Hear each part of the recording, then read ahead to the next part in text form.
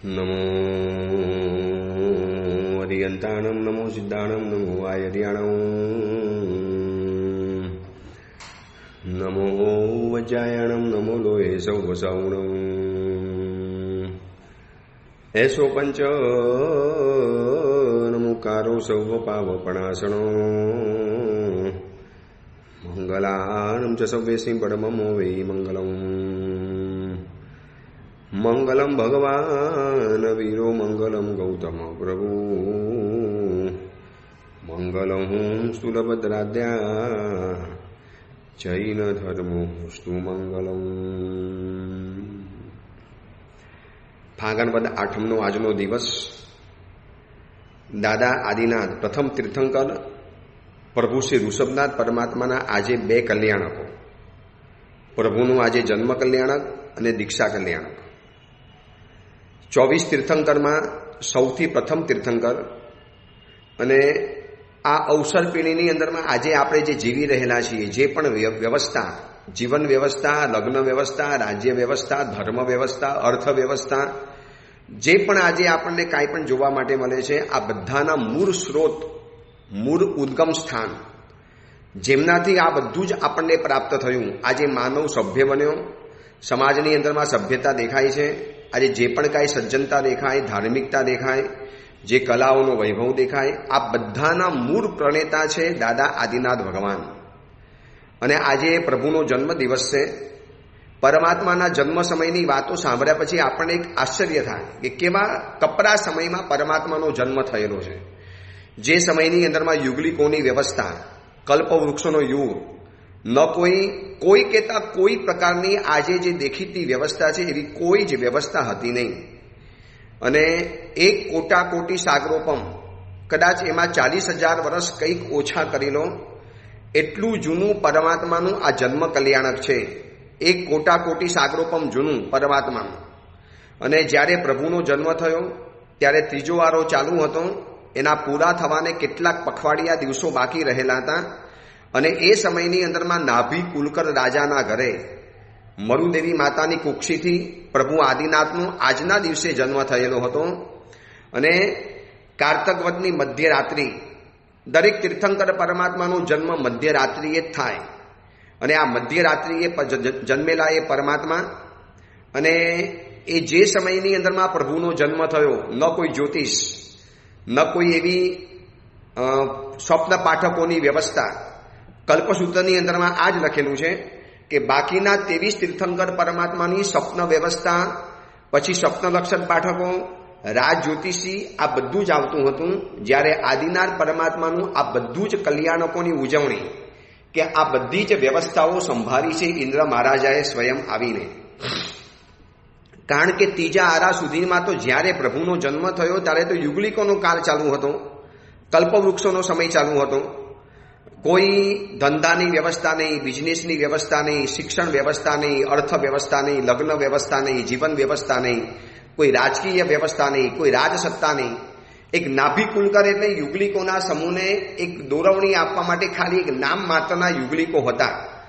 નામ માત્રના કુલકર જે યુગલિકોના આખા જૂથને દોરી સંચાર કરે. કોઈ ઝઘડો નહીં, કોઈ કોર્ટ કચેરી નહીં, કોઈ હોસ્પિટલ નહીં, કોઈ દવાખાનું નહીં, કોઈ મેડિકલ નહીં, કોઈ મેડિસિન નહીં, કોઈ જેલ નહીં, કોઈ કાયદા કાનૂન નહીં, કોઈ પોલીસ વ્યવસ્થા નહીં, કોઈ આર્મી વ્યવસ્થા નહીં, પછી આવા બધા કાયદા કાનૂનોની ગૂંચ નહીં, ટેક્સ નહીં. કેટલી બધી સુંદર મજાની જિંદગી વ્યવસ્થા ચાલુ હતી. યુગલિક તરીકે જન્મ લેવાનો, 10 પ્રકારના કલ્પવૃક્ષો હોય, એની પાસેથી બધી જ વસ્તુઓ પ્રાપ્ત થઈ જાય, ઈચ્છિત બધું મળી જાય, ભોજન, પાત્ર, વસ્ત્ર, ઘર. અને જે ભાઈ બહેન જન્મ્યા હોય એ જ પતિ પત્ની બને. અને એમાંથી વળી પાછા નવા એક યુગલિક એટલે કે ટ્વિન્સનો જન્મ થાય. વળી પાછા એ બંને ભાઈ બહેન જેવો વ્યવહાર શરૂ કરી લે. કોઈ રગડા નહીં, કોઈ ઝઘડા નહીં, કોઈ મરીને નરકમાં ન જાય, તેજન ગતિમાં ન જાય, અવશ્ય દેવગતિની અંદરમાં જવાનું અને સુંદર જગ્યાની અંદરમાં જન્મ લેવાનો. આવી સુંદર મજાની વ્યવસ્થા ચાલતી હતી ત્રીજા આરા સુધીની અંદરમાં. જ્યારે દાદા આદિનાથ પરમાત્માનો જન્મ થયો અને આ કુદરતે આદિનાથ ભગવાનના મસ્તક ઉપર બહુ મોટી જવાબદારી મૂકી છે. એટલા માટે કહેવાય છે કે 84 લાખ પૂર્વમાંથી પરમાત્માએ 83 લાખ પૂર્વ તો પ્રભુએ સંસારની અંદરમાં વ્યતીત કર્યા છે. તમે વિચારી શકો છો 84 લાખ પૂર્વના આયુષ્યમાંથી 83 લાખ પૂર્વ, એક પૂર્વની અંદરમાં 70,560 અબજ વર્ષ આવે. અને આવા વર્ષો, અસંખ્ય વર્ષો પ્રભુએ માત્ર આ બધી જ વ્યવસ્થા કરવાની અંદરમાં ગાળ્યા છે. શું પરમાત્મા આપણને સંદેશો આપે છે? આ પ્રભુનું જન્મ કલ્યાણ કહે છે કે તમારી જે ડ્યુટી હોય, તમારી જે ફરજો હોય, તમારા મસ્તક ઉપર જે જવાબદારી હોય એને પૂરેપૂરી વહન કરવાની, પૂરેપૂરી. પરમાત્માની તો ઈચ્છા હતી કે આત્મકલ્યાણ કરવું છે. પ્રભુ તો ક્યારના નીકળી પડ્યા હોત, જંગલોની અંદરમાં ગયા હોત, સાધનાની ધૂળી ધખાવી હોત, પણ પ્રભુએ જોયું કે મારી જવાબદારી છે, માય રિસ્પોન્સિબિલિટી, મારી જવાબદારી છે કે મારે આ સમાજને દોરવણી આપવાની. અને એના માટે પરમાત્મા 83 લાખ પૂર્વ ઘરવાસે વસિયા પરિકર યુક્તાજી. સજ્જાયો અને સ્તવનોની અંદરમાં લખ્યું છે કે 84 લાખ પૂર્વમાંથી મારા તમારા માટે આજે આપણે જે સજ્જન છીએ ને, જે સભ્યતા ગણાઈએ છીએ, આજે આપણી જે લગ્ન વ્યવસ્થા ચાલે, અર્થ વ્યવસ્થા ચાલે, રાજ્ય વ્યવસ્થા ચાલે, જે પણ કાંઈ વ્યવસ્થા આજે દેખાય છે સમાજની અંદરમાં, નીતિ નિયમ બંધનો જે દેખાય છે, સમાજના કેટલાક જે આચરણો, જે કેટલીક સભ્યતાઓ જે આજે સમાજમાં દેખાય છે, આ બધાના પ્રણેતા, બધાના મૂળ પ્રવર્તક કોઈ હોય તો દાદા આદિનાથ ભગવાન છે. જ્યારે આખી ધરતી ઉપર કોઈ વ્યવસ્થા હતી નહીં, જ્યારે કહેવાય છે ને બાબા આદમ છે ચલે આતે, આ બાબા આદમ એટલે આદિનાથ ભગવાન. જ્યારે કોઈ કહેતા કોઈ વ્યક્તિને એટલી ખબર નથી પડી કે શું વ્યવસ્થા કરવાની, કેવી રીતે કરવાની. અને ત્રીજા આરાના અંતની અંદરમાં, એટલે ત્રીજો આરો પરિપૂર્ણ થવાને કેટલાક પખવાડિયા બાકી હતા. અને એવા સમયમાં દાદા આદિનાથનો જન્મ થયો. અને ચોથા આરાના 42,000 વર્ષ ઓછા, એટલા વર્ષ સુધીની અંદરમાં આ બધા તીર્થંકર પરમાત્માનો જન્મ થઈ ચૂક્યો. પણ આ બધાની પછી વ્યવસ્થા તો આદિનાથ ભગવાને કરીને બધા એની ઉપર ચાલ્યા. પણ ત્યાં સુધીમાં બધી જ વ્યવસ્થા કરવાનો જે પણ કાંઈ મોટો સિંહ ફારો આપ્યો હોય તો આ દાદા આદિનાથ ભગવાને. આજે પ્રભુનો જન્મદિવસ પણ છે, પ્રભુનું જન્મ કલ્યાણક પણ છે, અને પરમાત્માનું દીક્ષા કલ્યાણક પણ છે. પણ જન્મ કલ્યાણકની વાતો સાંભળ્યા પછી પ્રભુ આદિનાથ ઉપર એટલો બધો ભાવ ઉમટે. પ્રભુ અમારા માટે આપે આપની ઈચ્છા ગૌણ કરી. 83 લાખ પૂર્વ પ્રભુ આપ સંસારની અંદરમાં રહ્યા, અને માત્ર છેલ્લું 1 લાખ પૂર્વ બાકી હતા. અને પ્રભુ સંયમ જીવનના માર્ગે નીકળ્યા. પ્રભુએ ધર્મતીર્થની સ્થાપના કરી, પ્રભુને કેવળ જ્ઞાન મળ્યું. અને પરમાત્મા 1000 વર્ષ સુધી છદ્મસ્ત અવસ્થામાં વિચર્યા. અને પછી જે વર્ષી તપની શરૂઆત થઈ, આ બધી તો પછી વાત. પણ પ્રભુ આદિનાથે મને તમને એક વાત સમજાવી છે કે જે તમારી ફરજ હોય એ ફરજને છોડીને વ્યક્તિ ક્યારેય બીજું કામ નથી કરી શકતો. ઘરમાં છો, પરિવારની ફરજ, માતા પિતા પ્રત્યેની ફરજ, તમે દીકરા છો તો દીકરા તરીકેની ફરજ, તમે ઘરમાં પત્ની છો તો પત્ની તરીકેની ફરજ, તમે જૈન શાસનના સાવક સાવિકા છો તો એની પણ ફરજ, તમે જૈન શાસનના સમણસમણી ભગવાન છો તો તમારે એની પણ ફરજ તમારે પૂરેપૂરી બજાવવી જ પડે. કારણ કે પ્રભુ કહે છે કે બજાવવા માટે મેં મારી બધી ઈચ્છાઓ ગૌણ કરી દીધી. 83 લાખ પૂર્વ પરમાત્મા સંસારની અંદરમાં રહ્યા છે, માત્ર સંસારની વ્યવસ્થા કરવા માટે. શું જરૂર હતી દાદા આદિનાથ ભગવાનને? પ્રભુ કહી શકતા હતા મારે પણ દીક્ષા લેવી છે, મારો પણ મોટો લાખો કરોડો વર્ષોનો મારો સંયમ જીવનનો પર્યાય થઈ ગયેલો હોત. તમે વિચારી લો, 84 લાખ પૂર્વમાંથી 83 લાખ એટલે શું બચ્યું? આપણી અપેક્ષાએ જોવા જઈએ ને, ક્રિકેટ મેચની અપેક્ષામાં જોવા જઈએ તો 50 ઓવરની મેચમાંથી 55 ઓવર તો પ્રભુએ ખાલી સંસારમાં કાઢી. અને છેલ્લી 5 ઓવરની જ્યારે રમત બાકી હતી ત્યારે પ્રભુએ દીક્ષા લીધી, પ્રભુએ ધર્મ વ્યવસ્થા કરી. કારણ કે પરમાત્મા સમજતા હતા કે આ બધી વ્યવસ્થા નહીં કરું તો આખો સમાજ ઉલટા માર્ગે ચાલી જવાનો, સમાજ અનાચારના જોખમમાં મુકાઈ જવાનો, આખા સમાજની અંદરમાં નુકસાન ફેલાઈ જવાનું. આજે વ્યવસ્થાઓ છે તો પણ જો સમાજમાં અનાચાર ચાલે છે, ગેરરીતિઓ ચાલે છે, ભ્રષ્ટાચાર અને દુરાચાર ચાલે છે, તો માનો આ બધી વ્યવસ્થા જો ન હોત, દાદા આદિનાથે ન કરી હોત, 83 લાખ પૂર્વ ઘરની અંદરમાં રહીને શું એક એક કલાઓ શીખવાડી, શું પ્રભુએ એક એક લિપિઓ શીખવાડી, શું પ્રભુએ માનવ જગતને ઉપકારી થાય એવી શોધખોળ કરી. જે તીર્થંકર પરમાત્મા થવાના હતા એ જ પરમાત્માએ કુંભ કલા શીખવાડી, કુંભનું શિલ્પ શીખવાડ્યું, અગ્નિ કેમ પકવવાનું, એમાંથી ભોજન કેવી રીતે પકવવાનું, પછી જંગલમાં રહેલી માટીને ફળદ્રુપ બનાવીને કેમ એમાંથી ફસલ પ્રાપ્ત કરવાની, જંગલમાં રહેલા કેટલાક પશુઓને કેમ માનવ જાતિ સાથે મેળવી લેવાના, એમાંથી ગાય વગેરેનું દૂધ કામ લાગે, બળદના શીગડા કામ લાગે, ખેતીમાં કામ લાગે. કેટલી પશુ આધારિત વ્યવસ્થા, જેને આખી આર્ય સંસ્કૃતિ કહેવાય. કેટલી નિર્દોષ આર્ય સંસ્કૃતિની વ્યવસ્થા હતી કે એ આર્ય સંસ્કૃતિની પદ્ધતિના કારણે કરોડો કરોડો અબજો અબજો અને ખરબોના ખરબો વર્ષો સુધી આ હિન્દુસ્તાન એક ક્ષત્રિય સુપર પાવર તરીકે રાજ્ય કરતું હતું. ભલે ઠીક છે, અંગ્રેજો આવ્યા અને આર્ય સંસ્કૃતિની આખી પરંપરાને તોડી ફોડીને સાફ કરી દીધી અને પાશ્ચાત્ય સંસ્કૃતિ પ્રવર્તાવી, એ બધી પછીની વાત છે. પણ આદિનાથ પરમાત્માને આજે આપણે બહુ ગૌરવ સાથે યાદ કરવા છે કે પ્રભુ 83 લાખ પૂર્વ પ્રભુ માત્ર મારા માટે, પ્રભુ અમારા માટે આપે બાપને. પ્રભુ આપે આપની ઈચ્છાઓને ગૌણ કરી દીધી. આપે કેટલું બધું મનને માર્યું હશે, કેટલું બધું મનને કચડ્યું હશે, કેટલું બધું તમે મનને સમજાવીને આ બધી સમાજ વ્યવસ્થાની અંદરમાં પ્રભુ આગળ વધ્યા હશે. આજે જ્યાં પણ આદિનાથ ભગવાન દેખાય, જ્યાં પણ આદિનાથ ભગવાનની પ્રતિમાના દર્શન થાય, પ્રભુના ચરણોમાં મસ્તક ઝુકાવી દેજો. પ્રભુ આજે હું જે પણ કાંઈ સજ્જન દેખાવું છું, પ્રભુ આપના કારણે. ફાગણ વદ આઠમની મધ્યરાત્રિએ જ્યારે મરુદેવી માતાએ નાભી કુલકર રાજાના ઘરની અંદરમાં પ્રથમ તીર્થંકર આદિનાથને જન્મ આપ્યો છે ને, ખાલી આદિનાથનો જન્મ નથી થયો, સભ્યતાઓનો પણ સાથે જન્મ થઈ ગયો, આ આર્ય સંસ્કૃતિનો પણ જન્મ થઈ ગયો, આખી નીતિ વ્યવસ્થા અને ધર્મ વ્યવસ્થાઓનો પણ જન્મ થઈ ગયો, આ બધી જ અદ્ભુત વ્યવસ્થાઓનો પણ જન્મ થઈ ગયો. આ બધી જ વ્યવસ્થા કે જે પણ નીતિ ગણો કે જે પણ ગણો એ પ્રભુની સાથે જન્મી ચૂકેલી હતી. પ્રભુનો જન્મ ન થયો હોત તો આજે આપણને આમાંનું કશું જ જોવા માટે મળત નહીં, કોઈ કહેતા કોઈ નહીં. પ્રભુએ કેટલી બધી વ્યવસ્થિત કલ્પના કરી, આખો પ્લાન બનાવ્યો, આઈડિયાઝ બનાવ્યા હશે.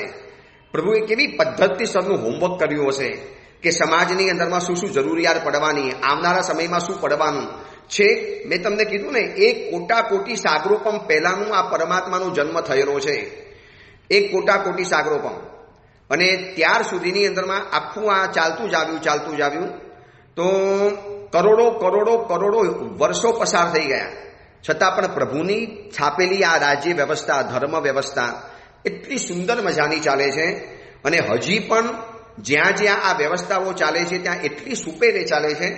એની જલ વ્યવસ્થા, અર્થ વ્યવસ્થા, ભોજન વ્યવસ્થા, લગ્ન વ્યવસ્થા, પરિવાર વ્યવસ્થા, રાજ્ય વ્યવસ્થા, આ બધામાંથી આમ સતત આદિનાથ ભગવાનના આપણને દર્શન થયા કરે. બસ પ્રભુની આજે આપણે આ જ વિનંતી કરવી છે કે પ્રભુ આજનો ધન્ય દિવસ છે, એક સાથે બે કલ્યાણક છે. પરમાત્માનો જન્મ પણ થયો અને પરમાત્માની આ જ દિવસે પ્રભુની દીક્ષા પણ થઈ ચૂકેલી હતી. જ્યારે 83 લાખ પૂર્વ પસાર થઈ ગયા, પ્રભુએ જોયું કે હવે સંપૂર્ણ વ્યવસ્થા થઈ ગઈ છે, હવે બધી જ પ્રકારની એક પણ વ્યવસ્થા હવે બાકી નથી રાખી.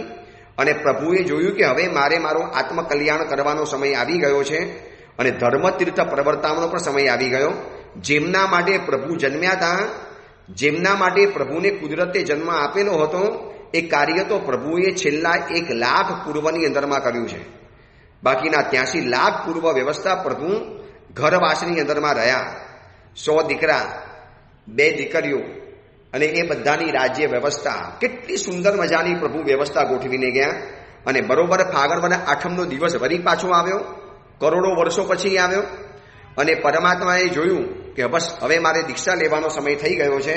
એટલે ત્યાં જન્મ પછીના 83 લાખ પૂર્વ પસાર થયા પછી વળી પાછી આજની તિથિ જ્યારે આવી, ફાગણ વદ આઠમનો દિવસ આવ્યો અને પ્રભુ આદિનાથે સંયમ જીવનનો સ્વીકાર કર્યો. પ્રભુએ સંયમ જીવનનો સ્વીકાર કર્યો એ દિવસથી કોણ જાણે પ્રભુને એક લાભાંતરાય કર્મનો ઉદય થવાની અંદરમાં આવ્યો. પ્રભુ જેના ઘરે વરવા માટે જાય, કોઈ હાથી આપે, કોઈ ઘોડા વરાવે, કોઈ હીરા, માણેક, મોતી, રત્ન, છેલ્લે દીકરીઓ પણ આપે, ઘર પણ આપે, વસ્ત્ર પણ આપે. પ્રભુ આ બધું તો છોડીને નીકળી ગયેલા હતા. પ્રભુને જરૂર હતી ગોચરી પાણીની.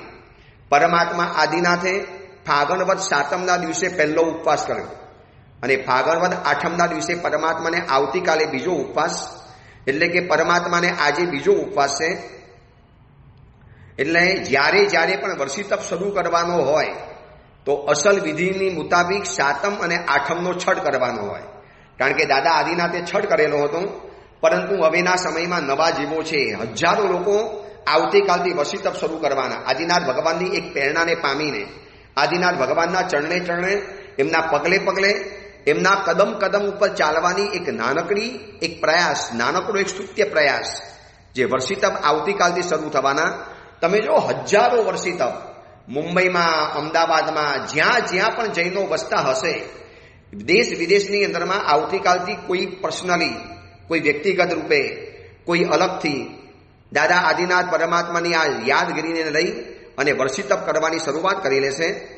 ચલો, પ્રભુના એ જન્મ કલ્યાણક ને પ્રભુના એ દીક્ષા કલ્યાણકને અનુસરીને પરમાત્માને આજે આપણે થોડી ઘણી ભક્તિનું પુષ્પ ધારણ કરીશું કે પ્રભુ, આપે આ બધી જ વ્યવસ્થા જો મારા માટે ન કરી હોત તો આજે આ સમાજ ક્યાં જવાનો હોત? સમાજ કેટલો બધો અંધારાની અંદરમાં જીવતો હોત, કેટલા બધા અનાચારો ઘર ઘરની અંદરમાં ફેલાઈ ગયેલા હોત.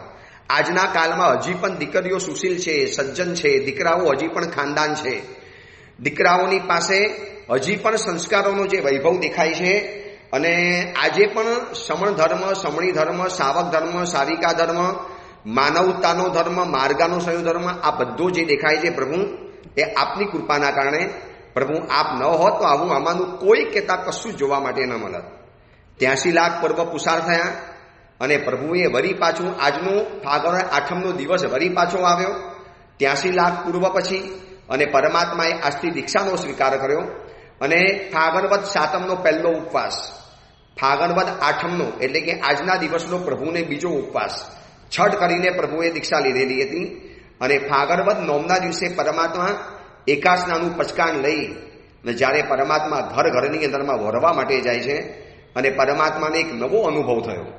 કારણ કે દાદા આદિનાથ પરમાત્માએ કદાચ, કારણ કે ત્યાં સુધીમાં કોઈ દીક્ષા થઈ જ નથી, ત્યાં સુધીમાં કોઈ સંન્યાસી વગેરે હતા નહીં, ત્યાં સુધીની અંદરમાં કોઈ જૈન મુનિ ભગવંતોનો આવો કોઈ વ્યવહાર હતો નહીં. એટલે લોકોને એ ખબર નથી કે આવી રીતે મહાત્મા આવે તો ઘરમાં વોરાવાનું, ભિક્ષા પાણી વોરાવાની, આવા ભોજન વગેરે વોરાવાના, આવા કોઈ કહેતા કોઈ પ્રસંગો ત્યારે બન્યા નતા નહીં. એટલે કહીએ છીએ ને, આદિમમ પૃથ્વીનાથમ માદિમમ નિષ્પરિગ્રહમ. પહેલા જેમ રાજા આદિનાથ પ્રભુ છે એમ પહેલા મુનિ ભગવાન, પહેલા યતિ, પહેલા નિષ્પરિગ્રહી, પહેલા સમણ દાદા આદિનાથ ભગવાન બન્યા. અને નોમના દિવસે પરમાત્મા ઘર ઘરમાં વોરવા જાય છે. પ્રભુ જે ગોચી વોરવાનો જે સમય હતો ત્યાં સુધી પરમાત્મા ફરતા જ રહ્યા.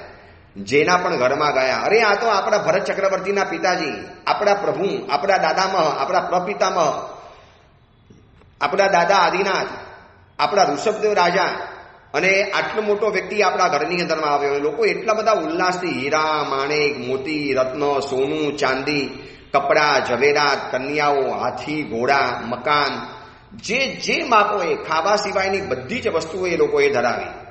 લોકો શું વિચાર કરે કે જેનો દીકરો ભરત ચક્રવર્તી છે, જેના ત્યાં રોજની અબજો વ્યક્તિઓની રસોઈ બનતી હોય છે, અને એવી વ્યક્તિ આપણા ઘરમાં આવે તો આપણે ભોજન અપાતું હશે? અને આપણા રાજા છે, આ આપણા માલિક છે, અને માલિક ઘરની અંદરમાં આવે ત્યારે આવી ખાવાની તુચ્છ વસ્તુ અપાતી હશે? અને એને અનુલક્ષીને લોકો ઢગલે ઢગલા જે વસ્તુઓ આપતા જ ગયા. પ્રભુએ જોયું અંતરાય કર્મ ઉદયમાં આવ્યો છે. પ્રભુ જેવા હસતા મોડે આવતાના એવા જ પ્રસન્ન ચહેરે પરમાત્મા પાછા ફરી ગયા. અને આ કોઈ એકાદ દિવસની ઘટના નથી, 13 મહિના 400 દિવસ સુધી પરમાત્માના જીવનની અંદરમાં આ ઘટના બનતી રહી. અને પ્રભુના ચહેરા ઉપર કોઈ ઉદ્વિગ્નતા નહીં. તમે છે ને ખાલી એક વિચારો, હું ને તમે આ પ્રવચન તમે સાંભળો છો, હું પ્રવચન આપું છું, આપણે ભેગા થઈને એટલી વિચારીએ, એક સરખી નિષ્ફળતા જો અઠવાડિયું પણ મળે ને, મને તમને અઠવાડિયું, હું સાધુ જીવનમાં છું, પ્રવચનના ક્ષેત્રમાં છું, અને પ્રવચનની પાઠ ઉપર ગયો અને આખું પ્રવચન બ્લેન્ક, ટોટલી બ્લેન્ક, મને કશું યાદ જ ના આવે. અહીંયા નીચે બધી તૈયારી કરીને ગયો, શું પોઈન્ટ લેવાનો, કયું બોલવાનું, શેની ઉપર બોલવાનું, કયું દ્રષ્ટાંત લેવાનું, કયો સબ્જેક્ટ લેવાનું, આની બરોબર તૈયારી કરીને ગયો. અને જેવા પાઠ ઉપર જઈને બેઠો, ટોટલી બ્લેન્ક, નીચે ઉતરી જવું પડ્યું, આખી સભા સ્તબ્ધ થઈ ગઈ. બીજા દિવસે ગયો, સેમ અનુભવ. ત્રીજા દિવસે ગયો, સેમ એક્સપિરિયન્સ. અને આવું અઠવાડિયું પણ થાય ને, અઠવાડિયું આપણે ઊંચા નીચા થઈ જઈએ, અકરાઈ જઈએ, પરેશાન થઈ જઈએ, હાય હોય થઈ જાય. શું થયું? કોઈએ કાલો જાદુ કર્યો, અને કોઈએ કાલો પ્રયોગ કર્યો, અને કોઈએ મારી ઉપર કામણ ટુમણ કર્યા, અને કોઈએ મારી ઉપર અડદ ફેંક્યા, અને મને મૂઠ મારીને, આવા કઈ જાતના હજારો વિકલ્પો મારા તમારા મનમાં આવી જાય. જ્યારે આ દાદા આદિનાથ ભગવાનને યાદ કરો આજે પ્રભુનો જન્મ કલ્યાણક સાથે સાથે દીક્ષા કલ્યાણક, અને દીક્ષા કલ્યાણકની પણ વાતો જાણવી છે. ખાલી કલ્પના કરો, પ્રભુ રોજ ગોચી વોરવા જાય છે, પાછળ આખું નગર ફરે છે. ભાઈ મેં હીરા આપ્યા ન લીધા, માણેક આપ્યા ન લીધા, અરે મેં કન્યા આપી તો પણ ન લીધી. શું જોઈએ છે આપણા માલિકને? લોકોને હજી એ ખબર નથી કે આદિનાથ પરમાત્માએ દીક્ષા લીધી છે અને આ બધું છોડી દીધું છે, હવે પ્રભુને ભિક્ષા વગેરે જોઈએ. એ સમય એટલો બધો સુખી સંપન્ન સમય ગણાતો હતો કે ભોજન આપવું એટલે કે બહુ તુચ્છ વસ્તુ આપવી ગણાતી હતી. એટલે લોકો એની વિનંતી જ નતા કરતા, અને પરમાત્માને જરૂર હતી ભોજન પાણીની. એમ કહેવાય છે કે પૂર્વના ભવનમાં પ્રભુએ જે બાંધેલો અંતરાય હતો, ભલે આ ભવમાં ઉદયમાં આવ્યો, આપણે એમ માન્યું કે કર્મનો ઉદય પણ આવ્યો, પણ ઉદયમાં પ્રભુએ ક્ષમતા તો રાખી, પ્રભુ હસતા તો રહ્યા, પ્રભુ એકદમ સુપ્રસન્ન ચહેરે રહ્યા. હું તમે છે ને, તમે તમારી જાતને પૂછો, હું મારી જાતને પૂછું કે કેટલા દિવસની નિષ્ફળતા પછી આપણે અંદરથી હતાશ થઈ જઈએ, તૂટી પડીએ? કેટલા દિવસની નિષ્ફળતા પછી? 10 દિવસ, 15 દિવસ, મહિનો? અરે મહિનો નહીં, અઠવાડિયું તો બહુ થઈ ગયું. એક અઠવાડિયું દીકરો રોજ પરીક્ષા આપવા માટે જાય, પરીક્ષા ખંડમાં બેસે, એક્ઝામ રૂમમાં બેઠે, અને બધું ટોટલી બ્લેન્ક, વળી પાછો ઘરમાં આવી જાય. આવું 4 દિવસ થાય ને, આખો પરિવાર ટેન્શનમાં આવી જાય કે મારા દીકરા ઉપર કોઈએ કામણ ટુમણ કર્યા, મારા દીકરા ઉપર કોઈએ કાલા જાદુ કર્યો, મારા દીકરાને કોઈએ મેલી વિદ્યા નાખી છે ને મૂઠ મારી છે ને. પછી તો જો કેવી જાતના ધમાલો ચાલે અને કઈ જાતની તૈયારીઓ ચાલે. શું એ વિચાર ન આવે? હશે મારો કર્મનો ઉદય, મારે એને પ્રસન્નતા સાથે ભોગવી લેવું છે. અઠવાડિયાની અંદરમાં આપણે એટલા મોટા ઊંચા નીચા થઈએ જાણે કે એક રાષ્ટ્રીય સમસ્યા આપણા જીવનની અંદરમાં આવી ગઈ હોય, વૈશ્વિક સમસ્યા. જ્યારે આદિનાથ ભગવાન 400 દિવસના વાણા પસાર થાય છે, 10 દિવસ, 15 દિવસ, 20 દિવસ, મહિનો. પ્રભુ ખુદને ખબર નથી કે મારું અંતરાય કર્મ 400 દિવસ ચાલવાનું છે. લોકોને પણ ખબર નથી. પ્રભુ અલગ અલગ એરિયામાં જાય, અલગ અલગ ગામ નગરમાં વિચરે, અલગ અલગ જગ્યાની અંદરમાં પ્રભુ જતા જાય, અને દરેક જગ્યાની અંદરમાં ગોચરી માટે પ્રભુ રોજ નીકળે, રોજ એકાસનાનું પચકાણ લેવાનું. દીક્ષા લીધી એ દિવસથી પરમાત્માના મોઢાની અંદરમાં અન્ન અને જલ નથી ગયું, છતાં પ્રભુના ચહેરા ઉપરની જે પ્રસન્નતા, કોઈ પરમાત્માને વિચાર નથી આવતો. આટલા ડોબા જેવા છો, આટલી ખબર નથી પડતી, આટલી અક્કલ નથી ચાલતી. મેં તમને 83 લાખ પૂર્વ સુધી મેં તમને સમજાવ્યા, શીખવાડ્યું, શિક્ષણ આપ્યું, બધું પાણીની અંદરમાં કાઢી દીધું. અરે યાર, વિચારવું જોઈએ કે મેં સંયમ જીવન સ્વીકાર્યું, હવે સાધુ બની ગયો છું, તો મારા દીકરાના ઘરે જવાનું હતું અને તમારી આંખ સામે ભોજન પડ્યું છે, આપો ને. પ્રભુ ઈશારો પણ નથી કરતા, કોઈ આંખનો ઈશારો નહીં. શું પ્રભુની ધીરજ, શું પ્રભુની ક્ષમતા, શું પ્રભુની ક્ષમતા, શું પ્રભુનો પાવર, શું આમ લાગે કે આદિનાથ ભગવાન એટલે જાણે કે ધીરજનો મેરુ પર્વત છે, ધીરજનો અવતાર. ઘરમાં આંખ સામે ભોજન પડેલા હોય, આટલો સુખી કાળ ગણાતો હોય, અને ખુદના દીકરાના ઘરની અંદરમાં, ચક્રવર્તીના ભંડારની અંદરમાં રોજના કરોડો અબજો માણસોની રસોઈ બનતી હોય, અને છતાં પણ જ્યારે ભૂખ્યા રહેવાનો વારો આવે અને મનની અંદરમાં કોઈ સંકલ્પ વિકલ્પ નહીં, મનની અંદરમાં કોઈ આડાવડા વિચારો નહીં, માત્ર એક જ વાત, બસ મારો કર્મનો ઉદય છે, સહન કરી લેવાનું છે. આજનો દિવસ છે, આજના દિવસે આ બધી ઘટના બનેલી હતી. એટલા માટે આજે પ્રભુને યાદ કરીએ છીએ. આદિનાથ ભગવાનને કહેજો, પ્રભુ નાનકડી તકલીફની અંદરમાં ઊંચો નીચો થઈ જઉં છું, નાનકડી મુશ્કેલીની અંદરમાં ફસાઈ ગયો, અને એટલી બધી હાઈ બોય થઈ જાય, એટલો બધો તાપ સંતાપ ઊભો થઈ જાય, એટલી બધી આકુલ વ્યાકુલતા આવી જાય, એટલો બધો હું અંદરથી આમ ફ્રસ્ટ્રેટ બની જાઉં, ડિપ્રેશન, ટેન્શન, ઇરિટેશન, આ બધું જ મને ચારેકોરથી ઘેરી વળે. એમ થાય કે મરી જાઉં, ખતમ થઈ જાઉં, મારી જિંદગી ખતમ થઈ ગઈ, બસ મને કશું મળતું નથી, દર વખતે મને નુકસાન થાય છે. એટલા બધા નેગેટિવ વિચારો ઘેરી વળે. જ્યારે આદિનાથ પરમાત્માની શું પોઝિટિવિટી હશે, એક પણ દિવસ પ્રભુને નબળો વિચાર નથી આવ્યો. ક્યાં સુધી આવું ચાલશે? કેટલા દિવસ ચાલશે? કેટલા દિવસ ભૂખ્યા રહેવાનું? પછી મારે કોકને ઈશારો તો કરવો પડશે ને. કોણ મને ભોજન પાણી બોલાવશે? શું પ્રભુની અપ્રતિમ ધીરજ છે કે પરમાત્માને વિચાર સુદ્ધા નથી આવતો. તમને ખબર છે, 2 મહિના ગયા, 3 મહિના ગયા, 4 મહિના ગયા, 6 મહિના પસાર થઈ ગયા. પ્રભુ તો ઉપયોગ નથી રાખતા કે મને આટલા દિવસનું મારું અંતરાય કર્મ છે, 400 દિવસનું મારું અંતરાય કર્મ, 13 મહિના સુધી મારે ભૂખ્યા રહેવાનું છે. પણ પ્રભુની એ જ ક્ષમતા, એ જ સ્વસ્થતા, એ જ પ્રસન્નતા, એ જ હેપીનેસ, એ જ ખુશી, એ ચહેરા ઉપરની રોનક, એ ચહેરા ઉપરનો ગ્લો, બસ આદિનાથ ભગવાનની આરાધના આના માટે કરવી છે કે પ્રભુ તાકાત આપો. આ સંસારમાં ડગલે પગલે આવા કેટલાય વિચિત્ર અનુભવો થાય છે. એકાદ કલાકનેમાં પણ પ્રભુ એટલો બધો ઊંચો નીચો બની જાઉં છું, એટલી બધી હાઈવોય અને આર્ત ધ્યાનની આગ લાગી જાય છે. જ્યારે પ્રભુ આપને જોઉં છું, જીતવા નીકળ્યો છું પણ ક્ષણમાં હારી જાઉં છું, ત્યારે તારી મૂર્તિ ઉપર વારી વારી જાઉં છું.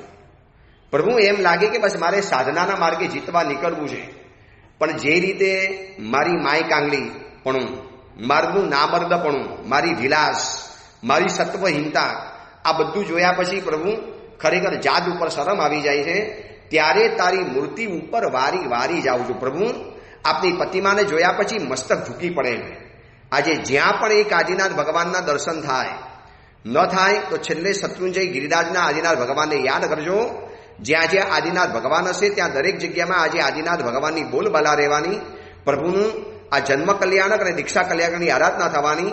અને એક જ માત્ર તીર્થંકર પરમાત્મા એવા છે કે જેમની દીક્ષા કલ્યાણકની આરાધના લોકો આવી રીતે વર્ષિતપ કરીને શરૂ કરતા હશે. 13 મહિનાનો દીર્ઘ તપ આજથી હજારો લોકો શરૂ કરવાના, હજારો લોકો, સેંકડો ભાવિકો, કોઈ વ્યક્તિગત, કોઈ પોતાના ઘરમાંથી, કોઈ સમૂહની અંદરમાં, કોઈ અલગ અલગ જગ્યાની અંદરમાં. આ વખતે મુંબઈ રોયલ કોમ્પ્લેક્સી સંઘની અંદરમાં લગભગ 250 ઉપરના વર્ષિતપ શરૂ થવાના છે. પૂજ્યપાદ આચાર્ય ભગવાન વરબોધી સુરેશ્વરજી મહાસાહેબની નિશ્રાની અંદરમાં. એવી રીતે મુંબઈમાં પણ બીજી જગ્યાએ થવાના હશે, અલગ અલગ જગ્યામાં.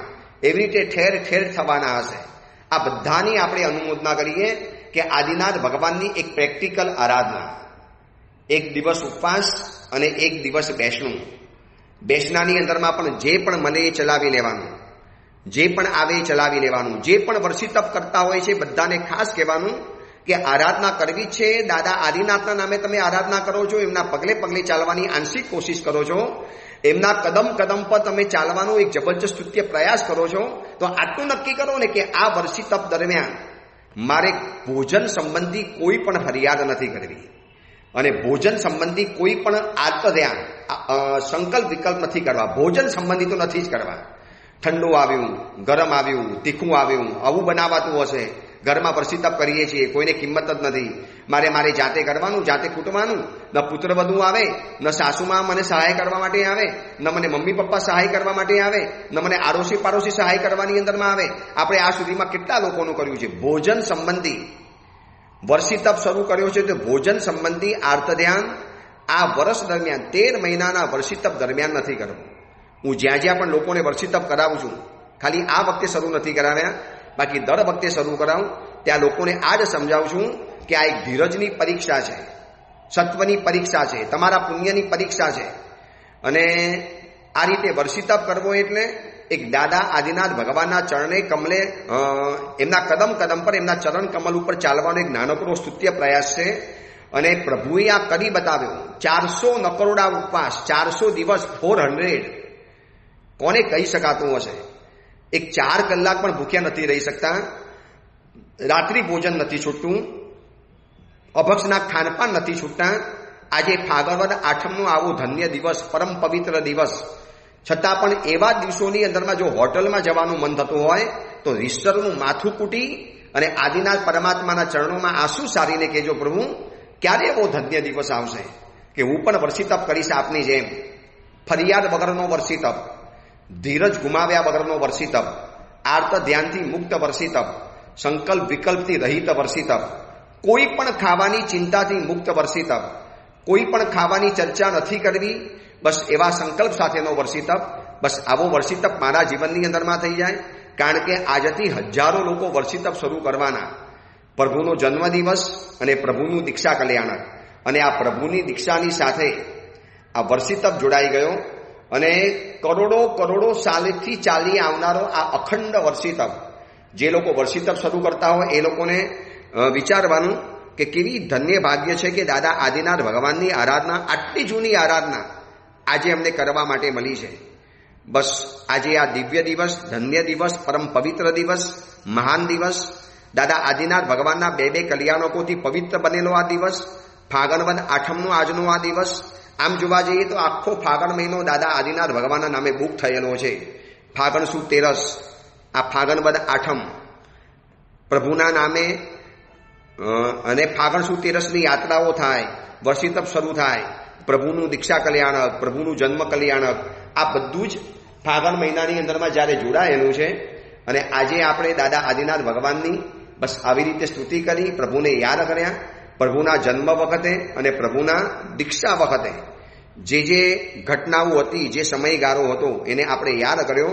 આજથી જે લોકો વર્ષી તપ શરૂ કરે છે એ લોકોને પણ એટલું જ કહેવાનું કે જે આદિનાથ ભગવાનને કેન્દ્રમાં રાખીને વર્ષી તપ કરો છો, એકવાર દાદા આદિનાથની જિંદગી જોઈ લેજો. કોઈ ફરિયાદ નથી. આપણને તો બીજા દિવસે બેસણામાં જમવા માટે તો મળે છે. સામૂહિક વર્ષી તપ હોય, કેટલી બધી પાર વગરની આઈટમો હોય. તો આદિનાથ ભગવાને તો કશું જ હતું નહીં. અને છેલ્લે પારણું પણ થયું છે. પારણું શ્રેયાંશ કુમારના હાથે ઇક્ષુરસ દ્વારા પારણું થયું. જ્યારે આપણને તો રોજ બેસનામાં રાજાશાહી વ્યવસ્થા, શાહી વ્યવસ્થા, શાહી બેસણું, ટેબલ અને ખુરશી નાખીને બેસાડવાના, ગરમ ગરમ વસ્તુઓ આવતી જાય, જે પણ ડિમાન્ડ કરો બધી વસ્તુઓ આવતી જાય. ભલે ઠીક છે, સંઘવાળા એની વ્યવસ્થા કરે, એમાં આપણો કોઈ વિરોધ નથી. ભક્તિ સારામાં સારી જ થવી જોઈએ. પણ આપણે નક્કી કરો કે દાદા આદિનાથ ભગવાનની 1 વર્ષની આરાધના કરવી છે વર્ષી તપ રૂપે, અને આજે પ્રભુના 2 જન્મ કલ્યાણક છે. તો કોઈ પણ જાતની ભોજન વ્યવસ્થા સંબંધી આર્ત ધ્યાન, એ બાબતની ફરિયાદ, એ બાબતની શિકાયત, એ બાબતની કમ્પ્લેન હું મારા જીવનની અંદરમાં નહીં કરું. બસ આટલું જીવનમાં આવી જાય તો પણ દાદા આદિનાથ ભગવાનની આજની આરાધના આપણા માટે સફળ બનવાની. બસ ખૂબ ભાવથી વર્ષી તપ શરૂ કર્યો છે તો ઉલ્લાસથી આગળ વધતા રહેજો. તકલીફ થોડીક પડશે, માનું છું. મેં પણ સેંકડો લોકોને વર્ષી તપ કરાવડાયા છે. નવસારી, વાપી, ગંડેરી, વાપીમાં 2 વખત કરાવડાયા, સુરતમાં કરાવડાવ્યા, મુંબઈમાં કરાવડાવ્યા. તો બધી જગ્યાએ જોયું છે કે શરૂઆતમાં થોડી તકલીફ પડવાની, પણ જો ટકી ગયા તો એવો આનંદ આવશે. એવી દાદા આદિનાથ ભગવાનની આંશિક આરાધના કરવાનો અનુપમ એક ભાવ પેદા થશે. બસ આગળ વધતા જાઓ. ખૂબ આશીર્વાદ છે. અને આપણે પણ નક્કી કરીએ કે દાદા આદિનાથ ભગવાનના આ કલ્યાણકને અનુસરીને હું ધીરજવાન બનું, સાહસિક બનું, પ્રસન્ન બનું. કોઈ પણ સિચ્યુએશનની અંદરમાં મારે મારા મનની પ્રસન્નતાને જાળવી રાખવી છે. બસ એવો બનું. એ જ મંગલ કામના, મંગલ ભાવના. જીનાગના વિરુદ્ધ કાંઈ પણ બોલાયું હોય તો મિચ્છામી દુક્કડમ.